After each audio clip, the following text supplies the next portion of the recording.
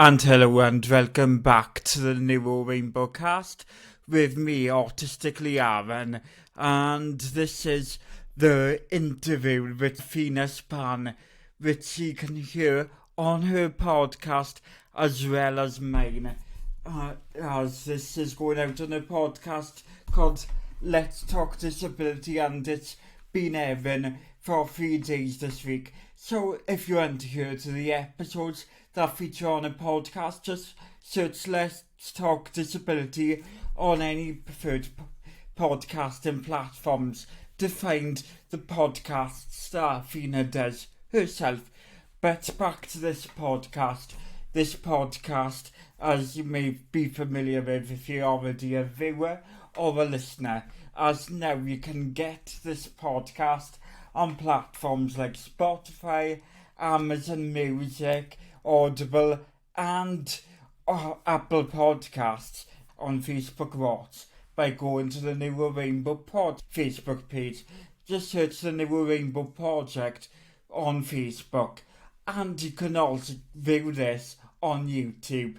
Just search Rainbow Cast Player on YouTube. If you have anything that you want to get in touch with, email newrainbow@newrainbowproject.com, and you can visit New Rainbow Project on social media. If you go to www.newrainbowproject.com, you can find more about where you can listen, watch, and how you can get in touch, as well as more exciting things I'm working on to add to this platform, as well as more sociable things like a Facebook group and Discord. So check back on rainbowproject.com website for more. And as I say, this is the Athina Spann interview, so enjoy this interview. Do you want to start by introducing yourself? Hi, I'm Sarah Gibbs. I'm a comedy writer and author, wrote a book called Drama Queen. Some people might have read it. If you haven't, please do, plug. I'm autistic and very excited to be here today. All right, thanks for introducing yourself, Sarah.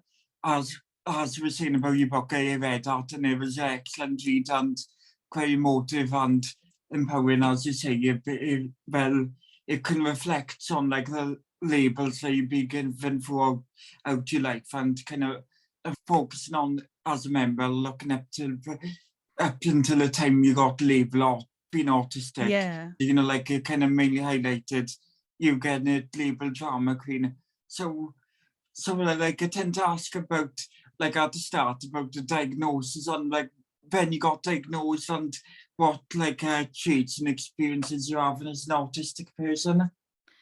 Yeah. Oh, so my diagnosis. Wow. That was almost 5 years ago now. So I was 30 and it kind of came completely out the blue in what I think a lot of late diagnosed people might relate to this. It came completely out of the blue in one way and then completely not in many others. It explained a lot. But before it was suggested to me that I might be autistic, I didn't know anything about autism, really. I knew what I thought I knew, what lots of people think they know, that autistic people are maths like savants and things like utter nonsense or stereotypes. And so it was suggested to me that I was autistic by my cousin Dominique, who is wonderful and knows a lot about autism for various reasons. We were just at a family party and it was quite an overwhelming situation. And I was sort of, without realizing it, stimming. I was sort of pushing the very posh food around my plate and not eating it. And I was dressed really bright and loud. And, I was sort of ticking a lot of boxes. And we didn't know each other all that well before this. She just suddenly said to me, you're autistic, right? And I was like, no, you don't understand. I'm really bad at maths. And so that can't be right. And she's like, that's not what autism is. And she was so patient and very gently and quite bravely, I think, given the potential for a bad reaction or the stigma around being autistic, she explained to me how autism can present differently in different people. I sat there at the table and I found this little, like, not diagnostic quiz, obviously nothing is diagnostic, officially, but I found this little quiz online and did the checklist, and it was like, you are very likely autistic. I was like, okay, I guess I should look into this more. But I suppose the online quizzes are very helpful to think, well, have I just thinking is, oh, I've been told this and is this actually real? And then you can think, oh, maybe I should look into this a bit further. Yeah. And as you said, it must have been quite a big thing. Like, as you said, you never put the words Sav and autism together before that moment. And it must have been quite a big thing then, just all of a sudden being told, sorry, you're autistic, right? Yeah, it threw me for a loop. And at first I was quite resistant. I did that little quiz and I was like, oh, but that's like horoscope syndrome. Like you can apply anything. Like I bet everyone would score high on this quiz. And Dominique said, look, I'm going to send you some resources. And like, if you think it's not you, then we won't talk about it again. It's fine. And she sent me this sort of list on how, I guess it's tricky because discussions move so quickly in sort of liberation spaces and disability spaces. And 5 years ago we were talking about autism in women as its own distinct thing, and today we very much think along the lines of there's no female autism. It's just that our behaviors are interpreted differently, or that there are different presentations of autism, and those aren't necessarily gendered. But at the time she sent me a checklist of like what autism can look like in women, and I was like, oh, like sort of reading it the next day, I was like, that's me. That's not like, it's like someone followed me around with a notepad my whole life, like even just really specific stuff, childhood stuff, interests. Like it was like honestly like reading a biography of myself written by someone I didn't know, and it was very spooky. If you didn't know you were autistic, then you just assume that everyone's like experiences or like what you like is like the status quo of what people are typically like, and then like it's just, I guess it must have felt like a surprise then to realize that not everyone else is in the same way as you. And as you were saying then, like with how things can progress quite quick in the community then, and like how you found when you first heard your word autism reference to yourself, you were still thinking of like the kind of like Rain Man ideals of the savant and the math stuff. And as you say about like the community moving quick, and it's always how far like the rest of society is, and the mainstream narrative is kind of further away from what autism actually is. Yeah, it's a gulf, isn't it? It's massive between what society thinks autism is and what autistic people know autism is, or not even, I mean, I talk about autism as like this concept, this sort of, like, as if it's a condition, because that's how we're sort of conditioned to talk about it, so to speak. We're taught that autism is a medical diagnosis and all that. And actually, like, autism is it's a neurotype and it's an identity, and it sort of shapes who you are. So like talking about autism as like, as a thing feels really weird even now. That's how far away we are from how the rest of society is talking about it. It is jarring. And I think it's really interesting because the more you're in autistic spaces and the more you're immersed in autistic culture and other autistic people, you almost sort of forget. And then someone will say something like, oh, well, we're all a bit autistic, right? And the rage bubbles up, and you're like, you have to remember to be kind of like quite patient with people, because they really don't know. And there was a time when I didn't know, and like if someone had yelled at me, I probably never would have known. So it's tricky, isn't it?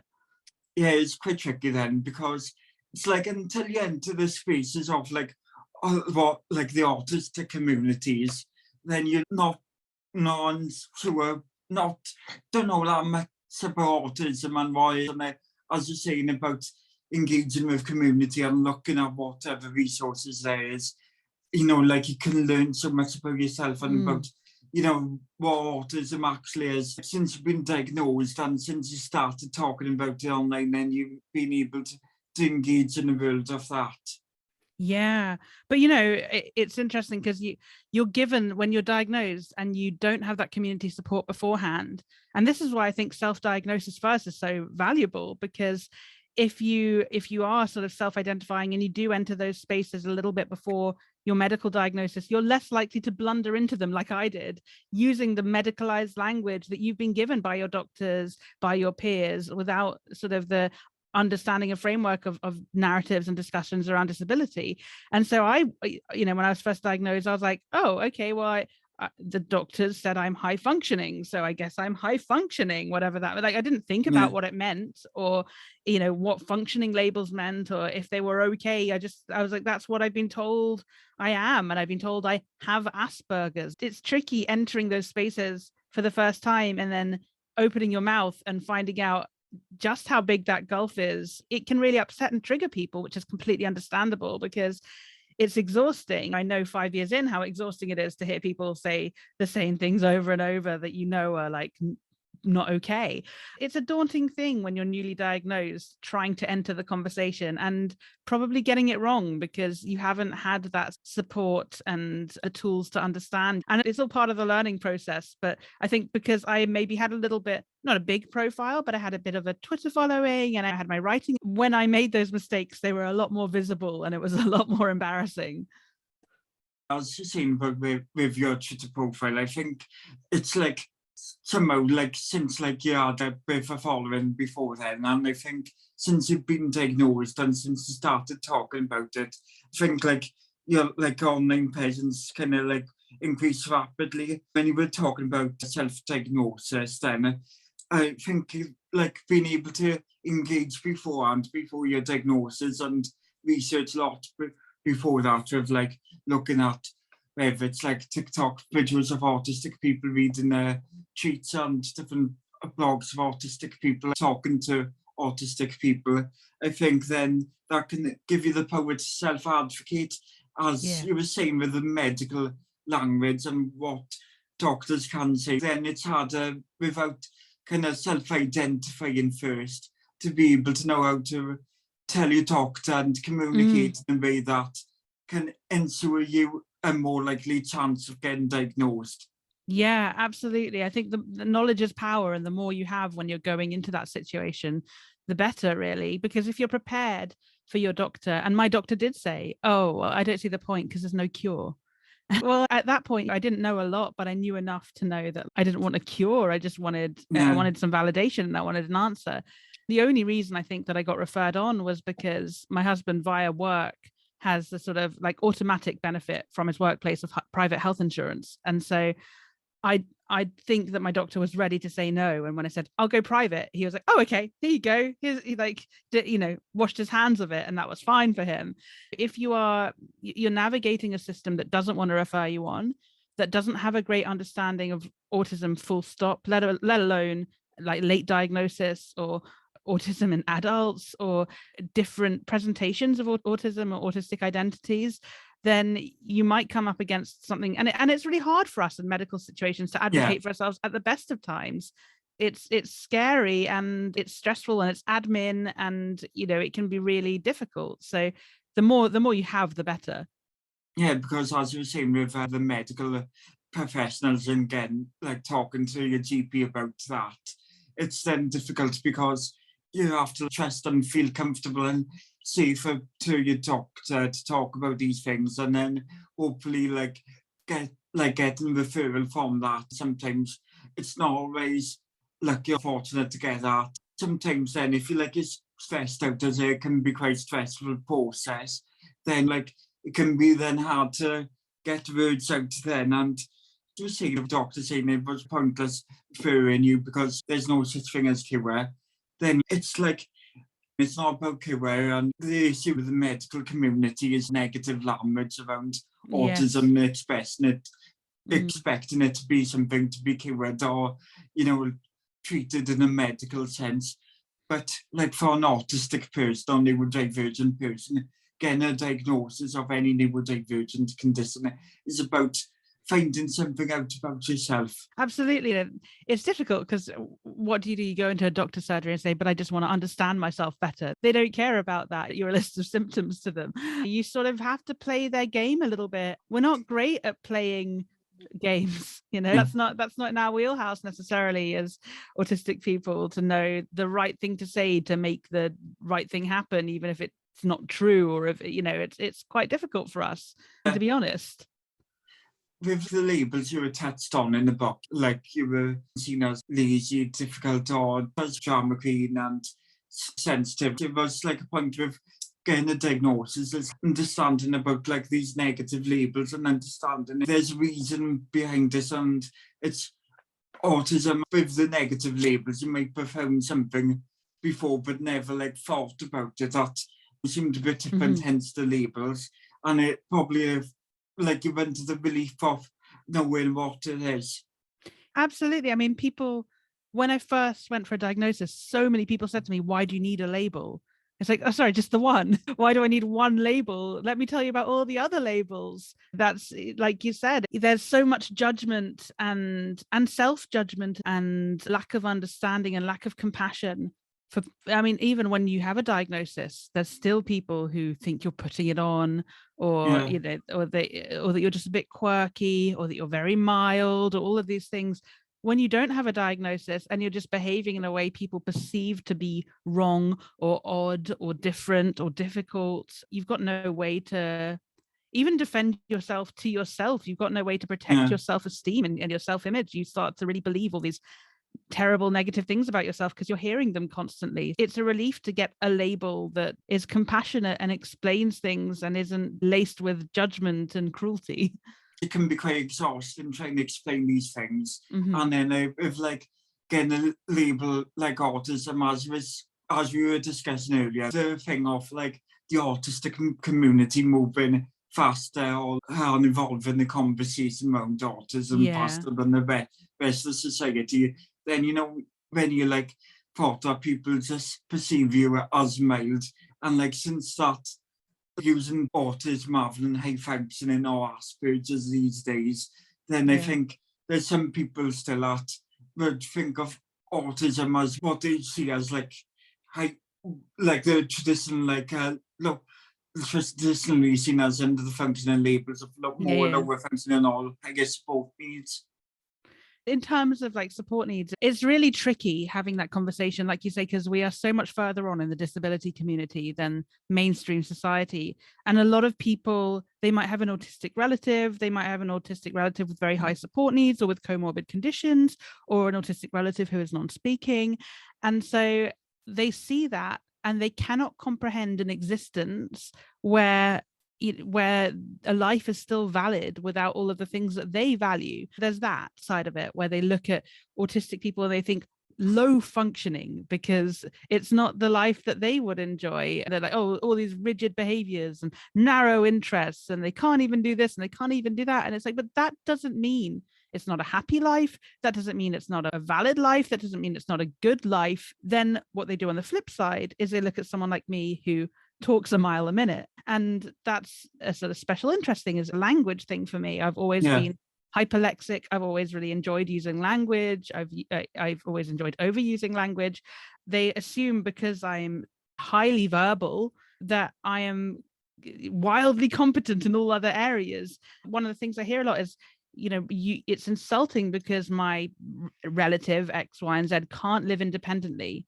And so, but I can't live independently. I don't live independently. If you saw how high my support needs actually are, they're not high in terms of I don't need assistance speaking or dressing, but they're high in terms of I have quite a lot of chronic health conditions which would be unmanageable without my husband advocating for me, because they require multiple conversations with the doctor, like quite frequently, and constant admin to keep on top of prescriptions and constantly remembering to take medications. I'd be dead, not well enough with my comorbid conditions to cook for myself and clean up after myself. I genuinely could not survive without pretty much full-time care. And so when people sort of write your needs off, they go, well, you're fine, you're mild, but that's not a helpful framework to look at disability, to say, well, you can do one thing, so you should be able to do all things, or you can't do some things, therefore your life isn't valid and you're not valuable. Yeah, somebody will see you like that. Then it's like sometimes like somebody would only see one side of you, and like as everyone would know about themselves, that there's many sides to like them as a person, and that's the same for an Mhm. autistic person. Everyone like varies from day to day, and that's the same for autistic people having chronic health conditions. Or like your chronic health can be maybe a bit better than one day, and then you can have like certain periods of flare-ups and Yeah. where you're severely ill, and that like does impact on like being autistic as well. And I think that flexibility of what autism is, like people forget how broad the spectrum is.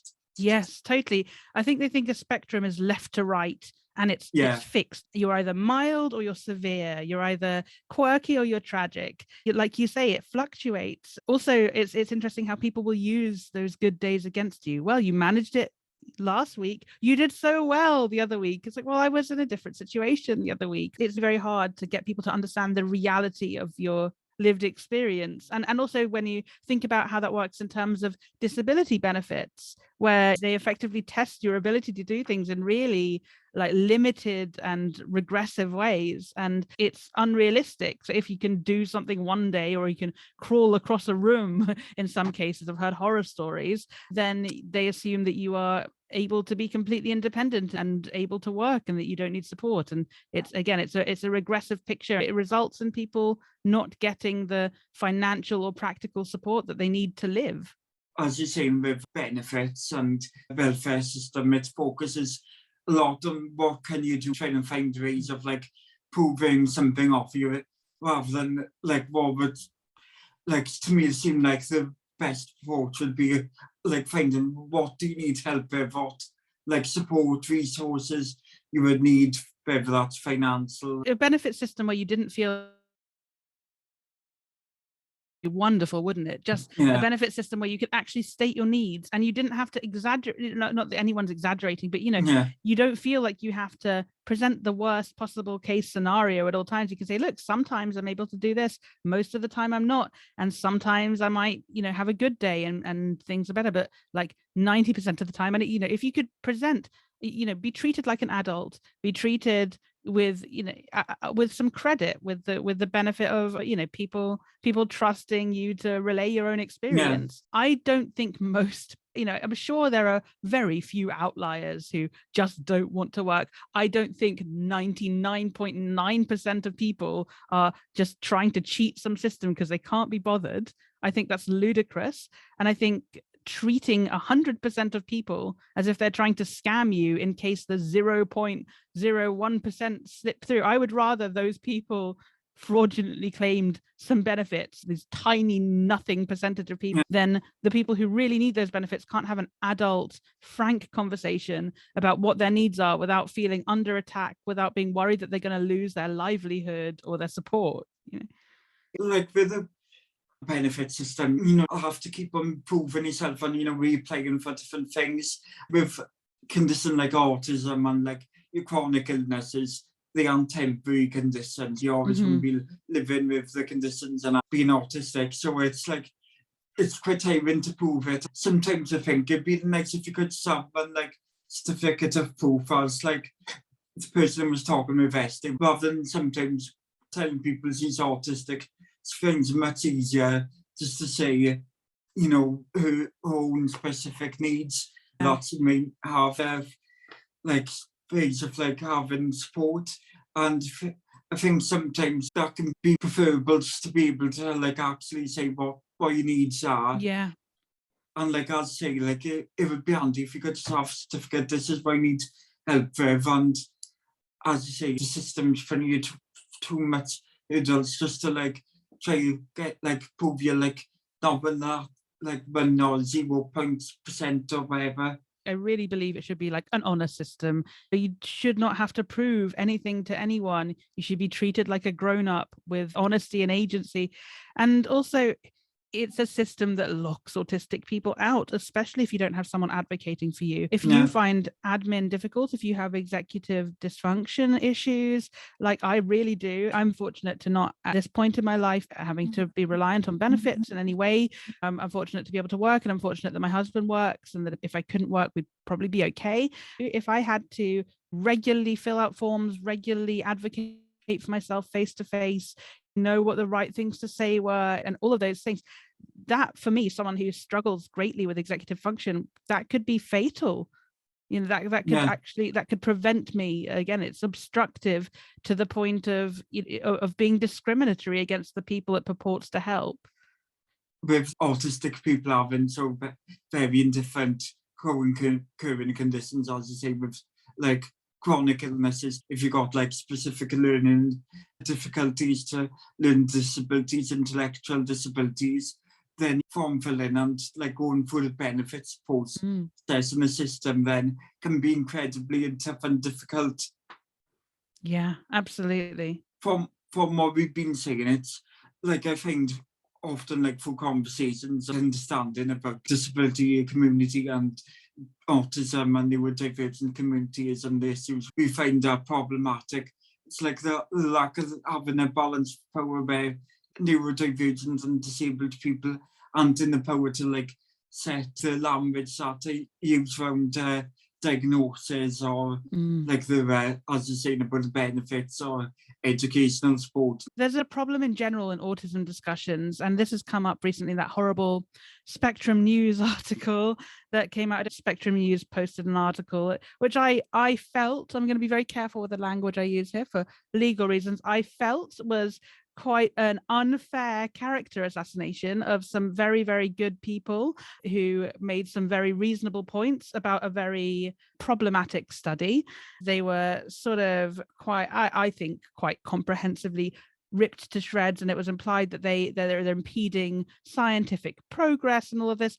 There is a problem with the way that the scientific community in general, I am pro science, but when you are studying a group of people and a marginalized group of people, then you are claiming to speak for that group of people, and you end up speaking over that group of people, treating them like lab rats, not listening to their lived experience, not listening to the studies, areas of study that might help improve their lives, instead focusing on pathologizing them, focusing on things that feel dangerously close to eugenics. Those are the people monopolizing the conversations about autism. Those are the people generally interviewed about autism on TV. They're the people writing books about autism. They're the people consulting on autism projects. They're the people who are advising parents on their autistic children. And autistic adults are sort of treated like they're hysterical or difficult, trying to sort of whitewash the experience of being autistic and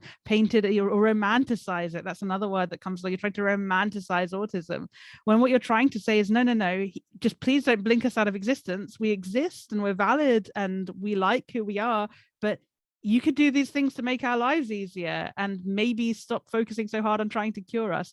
It is frustrating, and I don't blame like regular people for not having a clue what goes on, because of course you want to trust experts and you should trust experts. Unfortunately, in this case, some of the experts are not particularly listening to the subjects they say they so desperately want to understand. As you were saying with that, it's like we should be able to trust experts, but it's like often not. You do feel like why can't there be like experts that are seen within the communities that are neurodivergent or disabled people are trusted for the authority of personal experience. It's important to be able to trust science and believe in the facts of science, but like as science is supposed to find the answers of what the disabled and neurodivergent community want answers to, finding ways of like support and understanding us in the ways we went to us. Like the science community would naturally research autistic community if they try and understand more about autism, and should really be listening to that community. I think the problem is that, we talk about science like this catch-all term, and science, it's studied by humans, and humans set an agenda as to what they focus on. We're not talking about social sciences or psychology of trying to understand autistic people and our needs, or we're not talking about pharmacological science in terms of trying to help people with things like sensory processing disorders or executive function or any kind of any kind of therapies that support us in our autistic identities and validate us, but still help us to exist in the world. I'm not talking about ABA that tries to stamp out our autistic traits or lessen the impact of autistic people on the people around them. It's really reductive for people to say, oh, you're impeding the progress of science because you don't want scientists to say, discover the gene, the autism gene. To take a step back, why do you want to know what the gene is? If you're not trying to do anything with it, if you're not trying to eliminate it, what is the purpose of it? If you don't want prenatal screening, if you don't want to effectively eugenics us out of existence, what do you need to know that for? And in the meantime, there are many autistic people who do exist, who and I'm not going to get into this trap of saying, oh, we're valuable to the world. We are. And any diversity, all diversity is valuable to the world. All diversity is good. It offers different perspectives. It offers different talents, different gifts. But even if you are never able to contribute anything sort of in an economic sense to the world, it's irrelevant. We're human beings, we're valid, and we have needs now. I don't care what gene caused me. I care whether or not I can get through a Zoom call without my eyes watering. I don't care what my spit says about why I'm autistic. I care about being able to call the doctor or fill out a form or be able to work if I want to. It's not about impeding science. It's about trying to just steer the ship in a direction that's actually going to be actively helpful to us and not treat us like a problem to be solved. That's a fair point to say, because it's about, like, as you were saying with the issue of the looking at like whether they studied and stuff like the genes or the causations of autism, it should be like a reason that the autistic community themselves would want to find out, asking by that you want to find this out and like examine the ethics of it. I think that like it's difficult for the autistic community and the neurodivergent disabled communities, how the majority of the scientific community seems to be far apart from these communities that they're supposed to be doing research on and working for, really. Yeah. Any autistic scientists in the field of autism research should be able to have an authority where they can advise on and have ability to direct the research, or like speaking to focus groups, be like finding out the things that they want to know. As you say, an autistic person would want to know maybe the stuff that, like, the science facts of the mental health and the occurrence of like stuff like depression and anxiety and trauma, or to, as you say, about the sensory conditions, if activity to bright lights, how that can cause headaches, and something that can produce light sensitive and different stuff like that. That's like the stuff that an autistic person would want support with, not like knowing so much about the like autism genes or different stuff like that. Yeah, totally agree. How do I sleep through a night? I don't think I've ever slept through a whole night. That would be great if they could find a way to sort of deal with sleep disturbance in autistic people, because a lot of the solutions in general for a lot of things, they are based, understandably, because neurotypical people are the majority, they are based with neurotypical people in mind. And so a lot of the therapies, a lot of the medications, and we also, by the way, can have odd reactions to medications. Things work differently for us. All of these things, I would love research specifically into how to help autistic people with different conditions and in medicalized settings and all sorts of things. But we don't get a say in where that research is focused, and we're treated like we want to get in the way of that progress instead. Because sometimes in a day-to-day life, like, you can think of a specific question that you're thinking of, like, oh, I wonder, like, how, like, so many different, like, chronic illnesses tend to occur in autistic people, or as you were saying about it, or like varying different things, like with medication and the sleep issues, like, how does this all, like, because, like, as you say that, like, the community's a bit more power advanced, and it's like, I think, like, developing its understanding of the autistic experience far more than the holistic community does about us. And as I say, like, the like new majority of it's more holistic, so end up researching and working in the science field, and then it's not examining these things, so we still yet to have answers and research into the issues of like sleep. Yeah, just expediting diagnoses of comorbid conditions could be really useful. If you have a comprehensive picture of, say, like you say, comorbid conditions and different autistic profiles, and perhaps the statistical likelihood of different autistic people with different traits having different comorbid conditions, then you wouldn't have to, say, for years, go through an holistic medical community that isn't designed to know what your comorbid conditions might be, that you are, say, automatically, when you receive an autism diagnosis, referred on to test if you have chronic pain or if you have any chronic conditions that are unexplained. You're then referred on for things that might explain them that are commonly comorbid with autism. That would be amazing. Yeah, because as you're saying about like that in the diagnosis process, like I was diagnosed at 10, and like much of the years, and like into like up until age, it was only like when I started to understand how autism affects me. It's important to be able to like find a bit more understanding of how it affects you, and then like I have a question that's asked about how do you sleep, and then like what like do you experience chronic pain, and see if like there's other conditions affect you, and like that screening would be so important, because as you say with chronic illnesses, it does take years to diagnose and find the answers out. More medical specialists, whether they're the ones that diagnosing us or general practitioners, GPs who were more like trained in autistic people and supporting autistic people, so can get like some direct support from when we go to like see about symptoms and see like how they link with our autism, the general statistics of those of the community, so it can be easier to understand our health conditions. Yeah, absolutely. I mean, it is exhausting, isn't it? It makes you feel a bit like the people who are supposed to be responsible for the cutting edge developments in your care, effectively, as a disabled person. They view you with contempt as a community. They think that you're all hysterical and in the way of them. That's such a problem. If you hate us so much, like, go away, don't study it, like go and study, like that someone said, if that's it, study rocks or whatever, study something else. Don't study a marginalized community who have support needs and need people to take those seriously.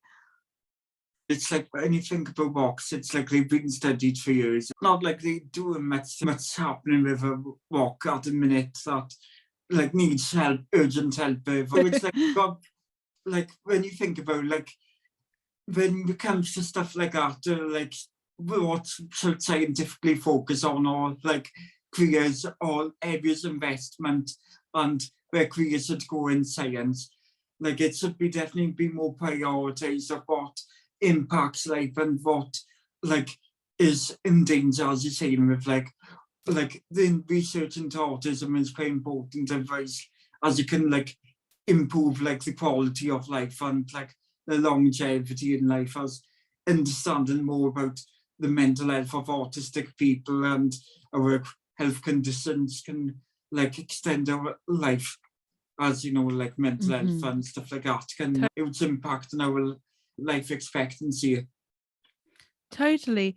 And I also think that there's a shame that the medicalization, the type of medicalization and pathologizing of autistic traits and the way that we're discussed in the scientific community really impacts the relationship as well between parents of autistic children and autistic adults, because parents of autistic children are being told by experts, like, your child is basically broken and you need to send them to this therapy to make them normal, and look at the amazing results, they're not bothering you as much anymore.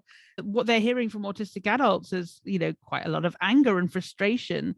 It's not clicking for them that their autistic child is going to grow up to be an autistic adult. Perhaps it would be prudent, if they love their child, to create a world where their child isn't demonized, disregarded, or bullied out of their perspective because they're no longer a child. I absolutely want to say that this is not like anti-parents of autistic children. I think there's a Yeah. huge difference between, I think there's an autism parent with a capital A and a capital P who makes that their identity and who, you know, will post their child's meltdowns online. Really, the focus is on how hard it is to be around us. And I think that's a problem. That's a problem for me. And I'm never going to be okay with that. There are so many wonderful parents of autistic children who I talk to on a regular basis, who reach out a lot, and they just want to know how to do the best by their kid. The adult autistic community online is really helpful and useful to them. So I don't want to make it sound like we're all at odds and there's this war between parents of autistic kids and autistic adults. There isn't, but I think there is a certain narrative that is presented to parents that they then come up against the adult community and they don't know what to make of it. Yeah, I had a feeling that you were talking about the majority of the autistic parents community when you were speaking about that. As like I had that you were saying about the information sometimes medical professionals give them, and you know, like some of the research and things you can find out about autism and research online. Sometimes a parent might be led down the wrong path, like some of the scary stuff you might read online and like do stuff about autism and I say that making a child sound invalid or like, you know, like not speaking nice of the autistic child. And I say for a child with higher support needs, then that can impact of how they see how the child's seen throughout their life, and it can give them like a quite negative experience of how they experience support and medical professionals telling like the child like not worthy, and then it can be quite hard for the parent to fight all that. Yeah, absolutely. If you tell a parent your child is ill, your child is broken, your child needs these therapies in order to have a normal life, they will never have a normal life if they don't have these therapies, and you're not really gonna necessarily stop to interrogate that. You're going to believe the experts. In the vast majority of cases, you should believe experts. They know what they're talking about. In this case, I think it comes down to a fundamental lack of empathy, ironically, and a fundamental lack of human understanding that your autistic child might not want the quote unquote normal life that you think is so important, and all these milestones that you value, they're your values. They're not necessarily your child's values, they're society's values. Again, you know, like for example, stopping autistic children from playing the way that they want to play, things that are totally harmless, like stop lining up your toys, play with them properly, stop stimming. Stimming doesn't hurt anyone. Sit still. You shouldn't have such narrow interests. You should want to go on holiday. You should want to break your routine. These aren't, a lot of the time, I'm not speaking for everyone, obviously, a lot of the time, these aren't the things that make us happy. The things that make us happy are hyper-focusing on our interests. The things that make us happy are lining things up in a pleasing way as kids. The things that make us happy are the things that we're naturally doing. To try and stamp them out of us it's not giving us the gift of a quote normal life. It's taking away the life that feels good to us in favor of a life that looks good to you. It's like for a happy life, it should be for what makes us feel good and what makes us safe, as you were hinting at there. And I think from like historically then, you know, like sometimes the labels have had huge impact on how people perceived autistic children. If I was diagnosed at the age of 10, and I from that because I was given label mild Asperger's at the time, like as you know, it just use autistic. I think that had an impact and like lack of support, a lack of understanding, like my mother was given, because like I think she had like a set of documents and like didn't hear much afterwards, and like yes, then it can be like any like support you would have to like try to reach out voluntarily like to different parent groups, and that can be quite daunting. Probably not feel like the best way to get like support. I think like what would help things a lot better is if parents and children were given examples of like autistic people by whether they're coming into schools and speaking with parents. Yes, totally. I think like stuff like autism and other neurodivergent disabilities should be like taught in school, so like it can be normalized, and like I find it would be a better way of like advocating for your needs and understanding your needs, and like being able to say what makes you happy, what makes you uncomfortable. If like you're finding things a bit too loud, and how to ask for support from like being able to have like a space where we could also like tell our stories in the media and create representation of autistic people telling their stories, neurodivergent telling their stories. So it's not just like an news article of like a journalist researching into telling our story of an and but like an autistic person telling them itself. That shows how important someone like you, like writing your own life in a memoir. Yeah, and it's getting better, but we still have quite a prevalence and an alarming prevalence of autism shows or autism books or autistic coded characters being written by neurotypical writers. It's really tricky because, like, obviously writing is about imagination, and you can't just write books that are just about your own identity and, you know, and nothing else, because they're boring and homogenous. However, if you are dealing with a minority experience that doesn't have a huge voice of its own yet, if there aren't hundreds upon hundreds, it's getting a lot better, but there aren't yet hundreds upon hundreds of stories from autistic people, and there certainly aren't many diverse autistic stories. They tend to be, and, you know, I recognize I'm part of this problem. You know, I'm Jewish, but I'm still, you know, I'm a white passing Jewish woman. I'm white skinned. I'm an Ashkenazi Jew. It's a completely different experience, say, from being Black and autistic or any other identity intersection that means that you're going to be interpreted in a different way, or your story hasn't been heard as much. So until we have this breadth of stories from autistic people themselves, I really wish neurotypical writers would just step away from it, just until there's enough of a baseline cultural understanding. If you want to have at it after that, go for it. But when we are still at a stage where autistic people are just trying to make themselves understood on such a fundamental level, and it's the type of autistic stories that are being told are still so narrow, it's very frustrating to see sort of TV shows being commissioned with, like, created by holistic people that are about, quote, autism. And it's, but, you know, there's also conversely been a recent sort of raft of autistic led shows being picked up. Elm has her show coming out on BBC. Holly Smales has just been announced Geek Girl for Netflix. That's all really great and exciting. We need a lot more of that. As you say, a lot more from that. From when you were diagnosed, first had the word autism put to you, then you was thinking of the Matthew type green man, like stereotype from like yourself, as you say, it's like Elma, Nicole and Holly Smale writing their stories out and speaking about autism in the media. It does help go a long way. For years and decades, there has been a misrepresentation of autistic women, a lack of representation.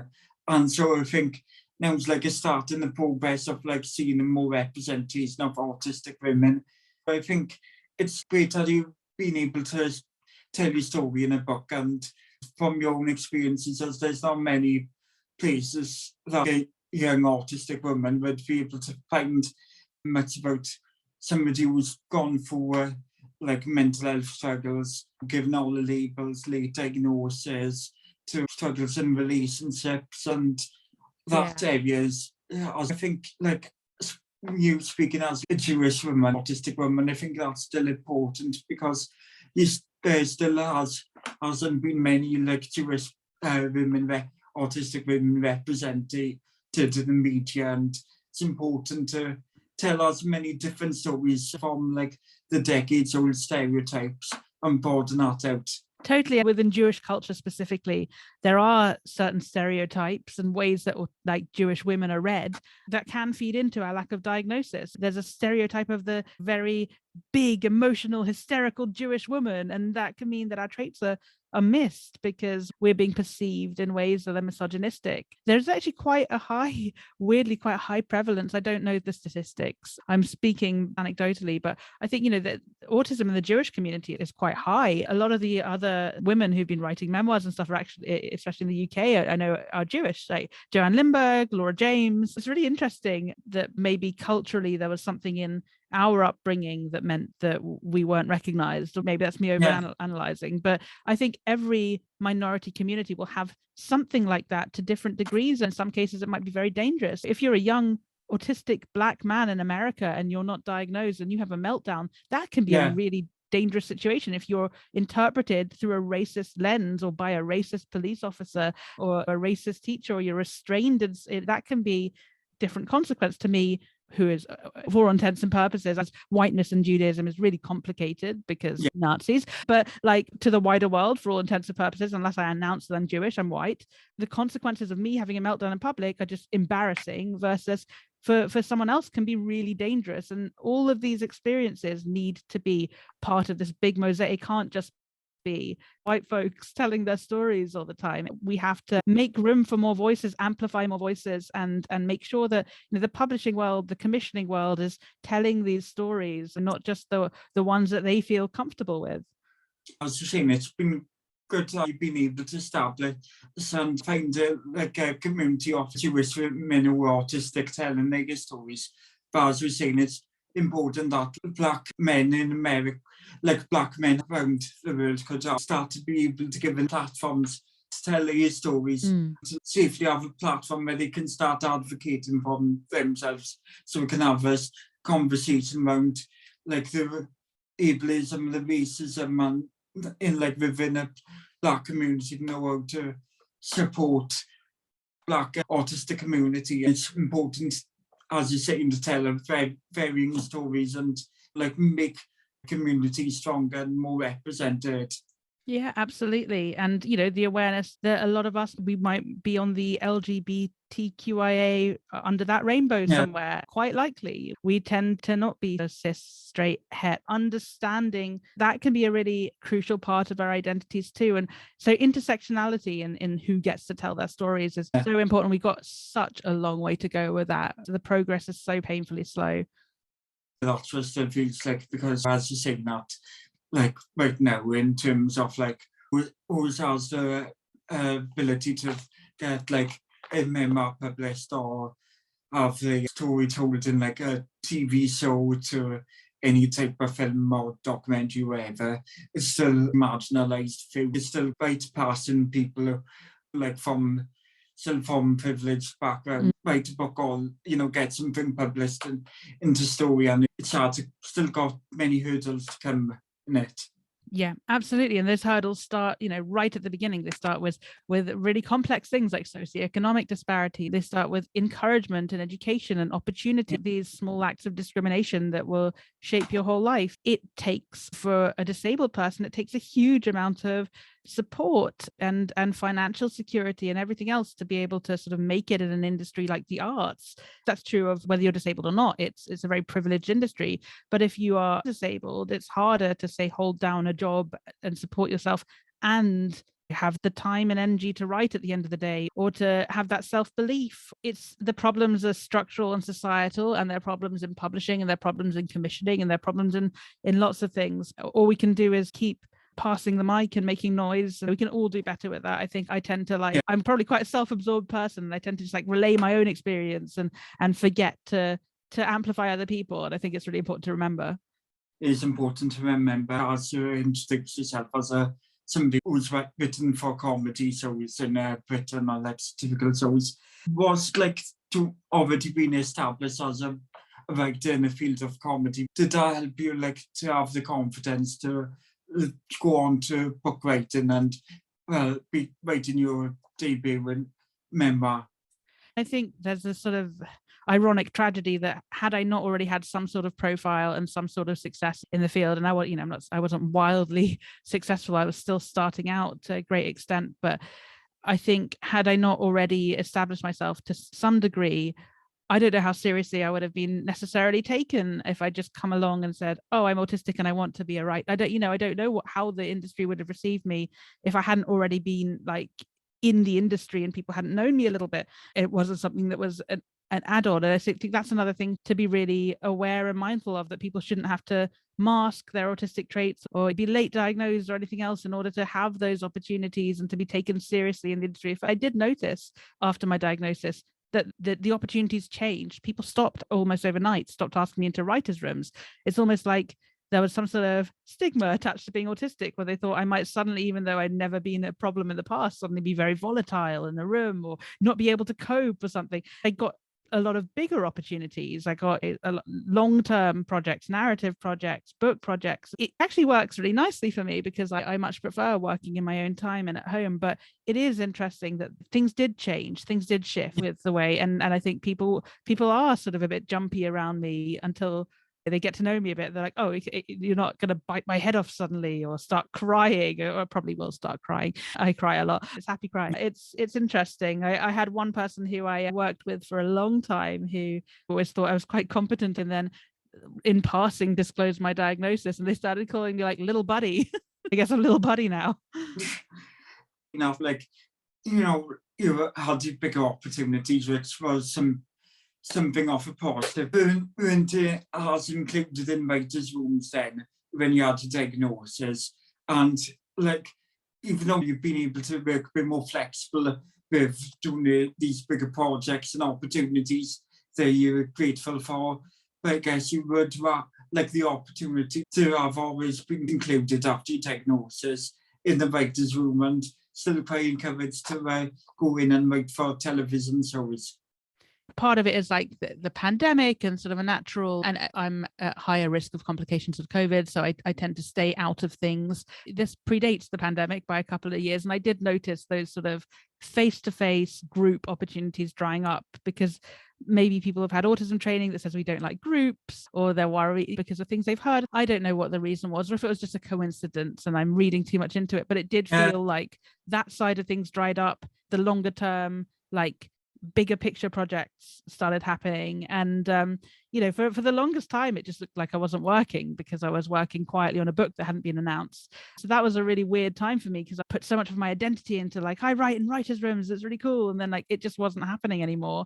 Ultimately, I'm happy with the way things have gone, and I didn't change it. I'm happy with where I am.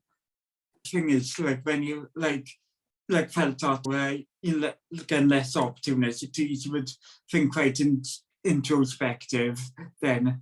I guess there's still things that should be a bit unadjusted in the workplace of writers' rooms to make autistic people and neurodivergent people feel included in the spaces. Yeah, I think there's a long way to go. When I first started wearing my sunglasses into writers' rooms, because it hurts not to, I would get comments. There was this one really unpleasant experience. I was doing a room, and this guy who I'd never met before just came in and just started interrogating me about why I was wearing my sunglasses. The guy I was writing with, to get rid of him, she has a condition. He just stood there and, oh, a condition. How interesting. And he just stood there glaring at me. And I was thinking, this is nothing. Just go. This is nothing to do. What's it to you? What's on my face? Yeah. I'm doing my work, leave me alone. And so it makes you a bit more apprehensive about going into these spaces when people don't have that education to understand why you might have different needs to them.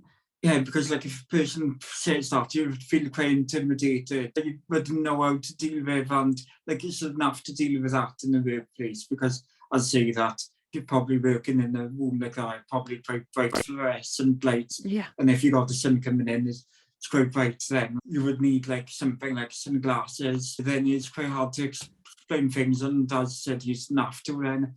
So what was like working in a writing room on comedy shows, like trying to write jokes on the news of the week?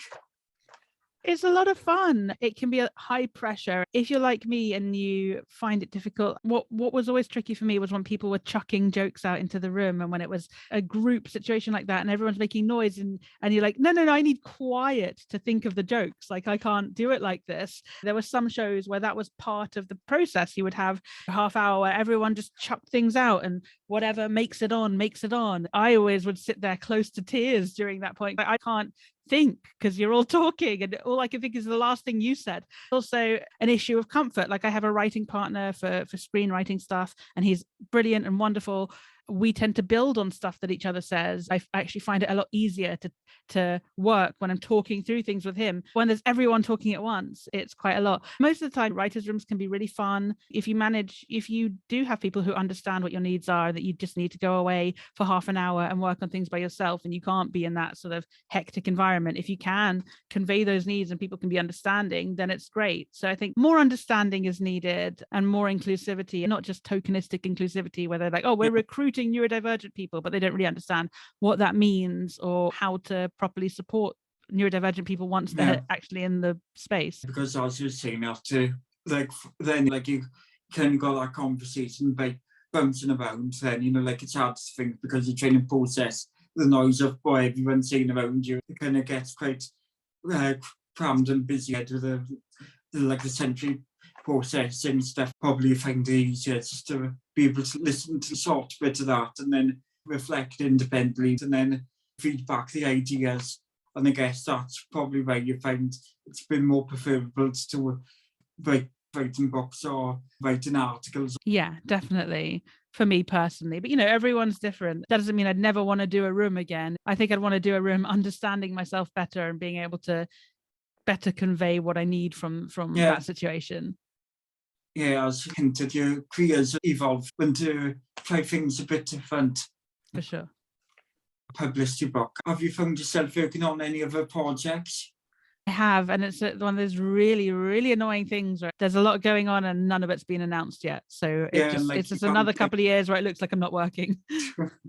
So way to promote your book and this stuff you work on, give people like a tease or like a reason why you like to purchase the book or what they can expect from reading your book.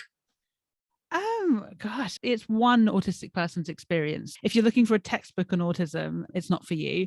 It's a comedy memoir. It has its sad bits, but ultimately there's a lot of gags. Most people seem to appreciate them. Some people don't. It's okay. It's a book with a sense of humor. It doesn't take itself too seriously. I think it's quite a light, quick read. I think the misunderstanding is that it's for autistic people and that's it. Everyone knows an autistic person. Everybody, at least one. Like, you probably know a lot of autistic people. You might not know that you know autistic people, but you do. And you might read the book and recognize yourself or someone else that you know and love in it, or just understand how to better support people around you or what's going on for them, how to not put them through the kind of things that autistic people have been put through historically. I'd say it's read that and read lots of other books by autistic people as well. There are lots of great books by autistic people. Don't let that be the only thing that you read and think, well, I know about autism now because I'm one person. It's quite good. It's like not like a textbook, too much of a factual or like telling of autism, because that's already been done, and it's like sometimes if you're trying to find like a nice book to read on autism, like an easy one to read, you don't want to be faced with something too jargony and hard to follow. So it's quite good just to have like something that's authentic, like stories of an autistic person to follow. And as you say, it's a good starting point of like an autistic person's account, and like from that you could read of many autistic people's books that are coming out. Yeah, absolutely. I think it's quite helpful to elements of comedy in, because then as you say, it does make it easier to read and easier to follow and entertaining to read. I think that it can be quite emotive book, have elements of personal trauma and loss of family members, caring for family members, to have different elements of empathizing as an autistic person. The book brings out elements of like what somebody could read in an article about autism, or what traits people might see, and bring that to life and humanize it, and see how it can be seen in a person they may know, and to be able to go, oh, that's maybe that makes a bit more sense of the person I know, or makes a bit more sense of the autistic person I am. It makes it be easier to empathise if you just read a natural story of somebody's life and somebody's traits of autism, rather than just list what's best to be around an autistic person. That was the aim. I'm really glad that that's coming across in some way. So that's really good to hear. I say it was quite an easy read, but as I say, there's been certain points where deals with family loss, and we've been moments for reading my print pause. Definitely some trigger warnings there.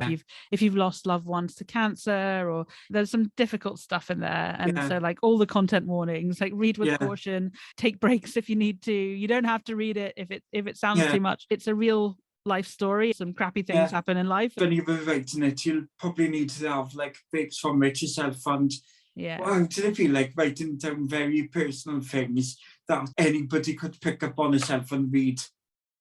Yeah, it is. It's not an easy process. I had really great editors and publishers. They were very supportive and really let me lead on what I felt comfortable sharing.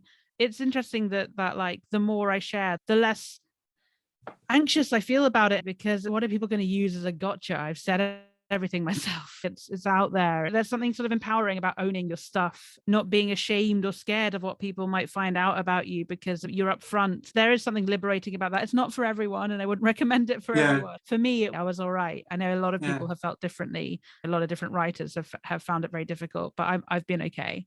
You engage a lot with social media and find that as a way of engaging the autistic community, learn about yourself and like the injustices in the community and different issues within it. It has helped you feel less alone.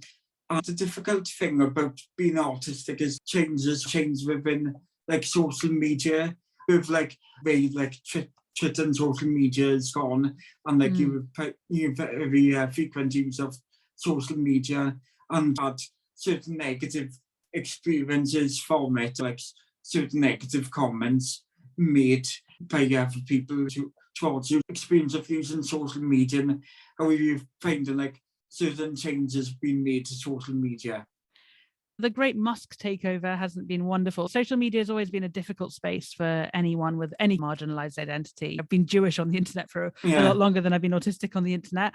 I've been both for 5 years and quite publicly. It's a mixed bag. I've made some really, really great friends via Twitter, via social media, and I wouldn't have those relationships in my life. I've had amazing opportunities come from social media, but you get a lot of abuse. It can be very difficult. If you take that stuff to heart, I used to take it to heart pretty badly. It used to be very hurtful to me.